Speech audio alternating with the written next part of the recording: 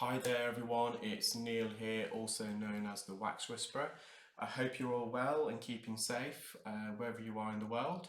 My sincere apologies that it's been about a week or so since my last video. I've just been extremely busy reopening my clinic, which I did so last Monday.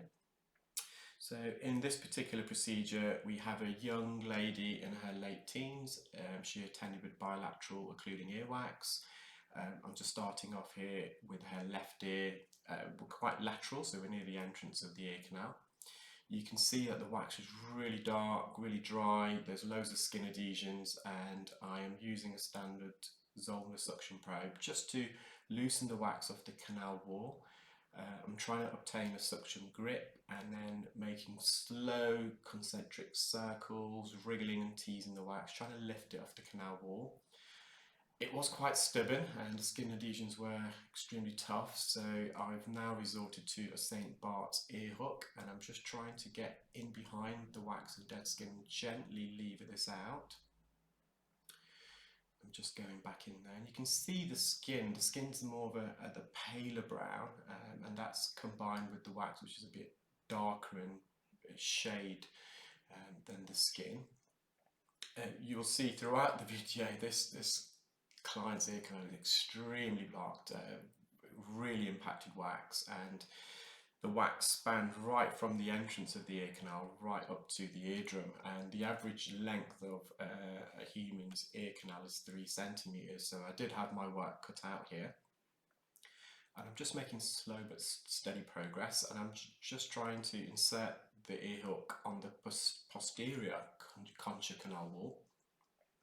Again, trying to lift it off the canal wall, making it easier to remove the wax.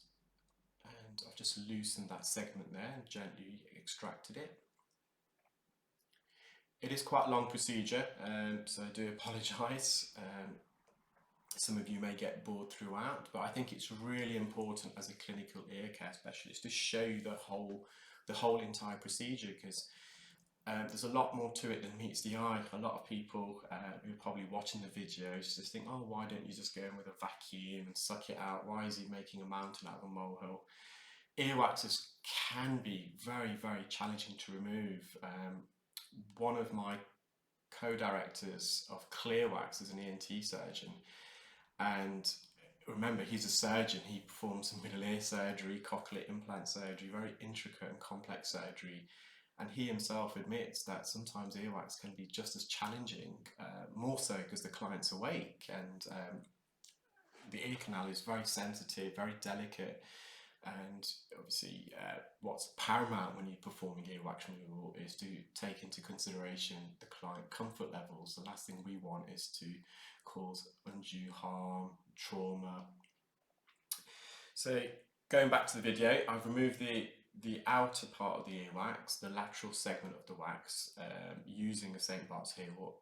And when we go deep in the ear, like we are now, it's very difficult to use other instruments like an ear hook or Jobson horn, simply because of the fact you can't really get in behind the wax. And you may have heard me in my past videos, the inner 2/3 of the ear canal, it's literally skin on bone, whereas the outer third, the lateral third, it's skin covering cartilage, and the cartilage itself and fatty tissue is resting on the bone. When you've got exposed bone like that, if you make contact with the bone directly, it can be very uncomfortable for the client. And there's simply no way here, in this case, where I could slip inside or through the wax a ear hook or Jobson horn. Crocodile forceps just wouldn't be suitable for this. The wax here is a bit softer. By using forceps, you'd be gripping the wax and pulling away little segments of the wax. It wouldn't remove it in a large mass. So what I'm doing, just very patiently using the suction probe and making little wriggles around the edge of the wax, just to again loosen that from the canal wall. The wax here is lodged in an area of the ear canal called the isthmus, so that's about 5 millimeters away from the eardrum.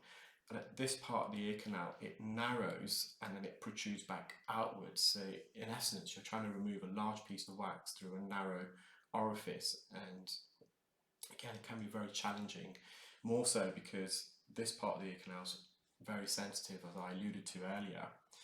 You can see here I've managed to successfully loosen that large lump of wax, extract it through that narrowing, the isthmus, and it's more in the mid-canal near the entrance now. Still a bit tough to remove, it's difficult to getting a suction grip, but it is slowly but surely removing, and you can see there the ear canal is now clear. There is a bit more wax there, but it's not occluding wax, and I've just gone back in with the standard size Zollner suction probe. The wax there is also adhered to skin, and if you've been watching a lot of my videos, or if you've been reading some of the comments, descriptions of my videos, skin can be very challenging to remove. The problem with skin is that it can clarinet when you suction it. What I mean by clarineting, the skin itself flaps very aggressively within the suction probe, and it emits a very high frequency whistle, squealing sound, which can almost be deafening, not only for me who's performing the procedure, but obviously the client, because that noise is occurring within the ear canal. Truth be told, that skin is not really going to cause much of an issue for the patient. It will naturally shed and migrate, but because I'm using a fine end gorge attached to the standard suction probe, the fine end itself is a lot quieter. It's also less powerful, so it's a bit more tricky at times. So obviously you can't hear the procedure sound here, but there wasn't much noise being emitted, so I felt as though it was fine for me to continue using that. But again, there's remnants of skin, and I decided just to leave that last bit of soft wax attached to the eardrum. I'm just delicately approaching that, so that's the posterior quadrant of the eardrum. Managed to remove a bit of it. Client found it slightly uncomfortable, so I just decided to leave that. It's again, her symptoms had resolved. Sometimes less is more, and I have to stress that. I know a lot of viewers hate seeing pieces of wax left behind in the ear canal or dead skin. As an experienced qualified clinical ear care specialist, when we train our delegates, we stress this so much. If you're trying to be too cute and trying to remove every single piece of wax, not only are you prolonging the procedure unnecessarily and therefore exposing the client to excessive noise levels and the chance of causing trauma, cutting the ear canal or causing bruising, bleeding, perforating the eardrum, it's not wise. You have to weigh out the benefits of removing the wax against possible complications, and it is designed to secrete wax and skin. So having a little bit of wax in your ears, having a little bit of dead skin in your ears, there's nothing abnormal about that. It's completely normal and healthy. So we completed the left ear. I've now gone over to the right ear. This particular ear, there's a lot more hair, and that hair is also matted alongside the wax, making it a bit more tricky to remove. It does sometimes also obscure the view, this hair. Not only the hair itself, but also the hair can be quite greasy. So when you insert in the endoscope, the grease on that hair, which we call cilia, can smear the tip of the endoscope.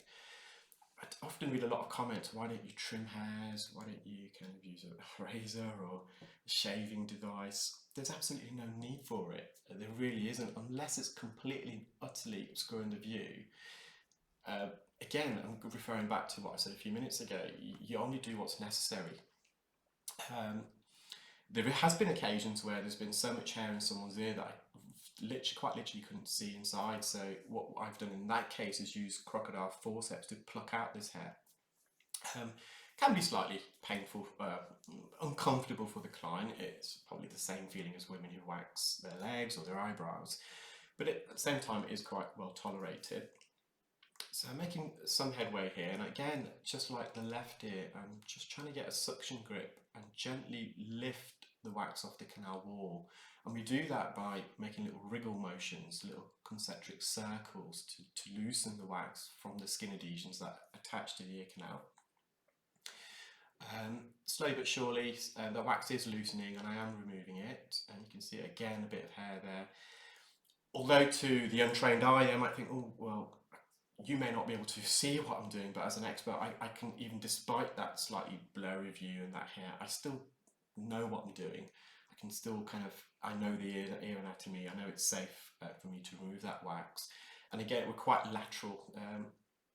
Whenever you perform ear wax removal, the risks increase the further you go into the ear canal, into the bony part where the eardrum is. Over here, we're just on the posterior lateral canal wall, so I mean the back part of the ear canal wall near the entrance. And you can see that skin here is presenting itself as the light grey, white, shiny substance. And you can actually see it peeling off the canal wall there. Similarly to the left ear, the wax is really dark in colour, very dry. This client is actually Asian, and in my experience, I found a lot of Asian clients, not all, but quite more so than Caucasian clients, the wax is typically a lot drier and with a lot more skin adhesion. So I would say it's either something to do with their diet or it's genetical. When I say diet, there's many wax consists of kind of 5 or 6 organic compounds. The majority of wax, believe it or not, is actually dead skin. You then also get sweat from the sebaceous glands. Wax is also made up of fatty, unsaturated chains, cholesterol, and also alcohol chains. Combine that all together and you have earwax. So it may just be the percentage of earwax in Asian clients consists more of dead skin than the other organic compounds I just listed. So I've managed to remove the lateral part, and I'm just now mid-canal. The wax is a bit softer here, and you can see a few more skin adhesions. The problem with dead skin, if it's in the ear canal for too long, that skin can get damp, it can get infected, and it can also cause erosion of the canal, the bony part of the canal. So for those of you who suffer from excessive dead skin, I would definitely recommend you could use olive oil drops. Olive oil drops is a natural lubricant. Olive oil is also slightly acidic, and earwax itself is slightly acidic, so it's a similar pH. And if you use olive oil as a rinsing agent as opposed to water, which we obviously advise against because water can cause infection in the ear, it can sometimes help with skin conditions. You may have noticed the video started to lag, and I'm not sure why that is. I do apologise for that, so the video has slowed down. Hopefully it's not too much of an inconvenience for you. The eardrum there is fully visible.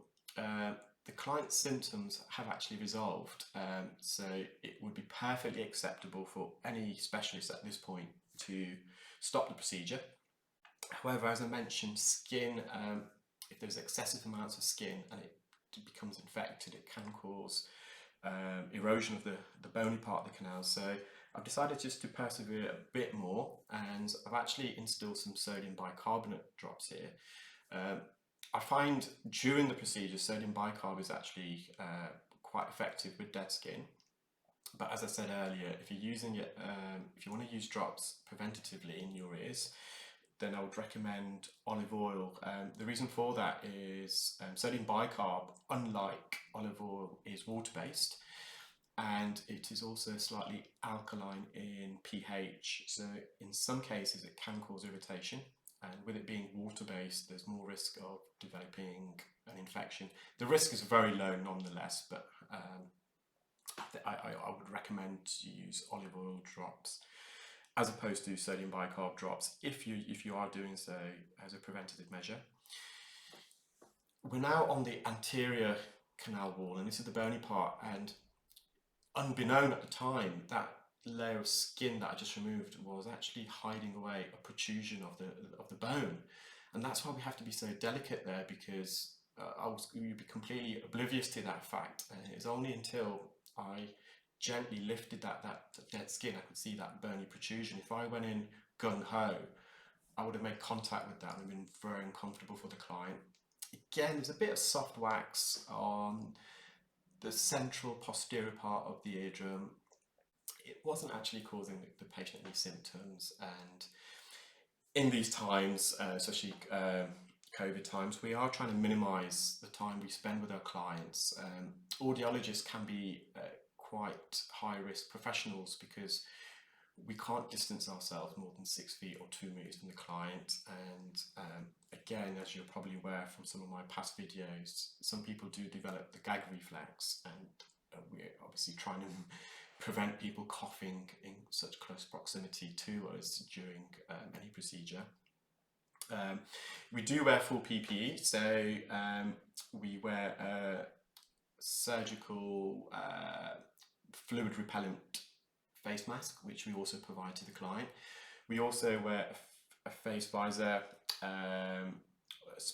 protection goggles, eye spectacles, disposable aprons, and also nitrile examination gloves. And you'll see here 3 still shots of all that wax I removed from the ear canal.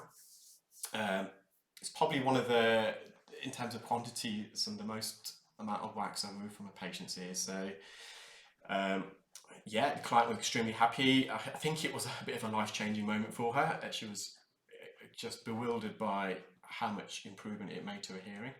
And I hope you enjoyed that video, guys. I shall speak to you soon. Take care.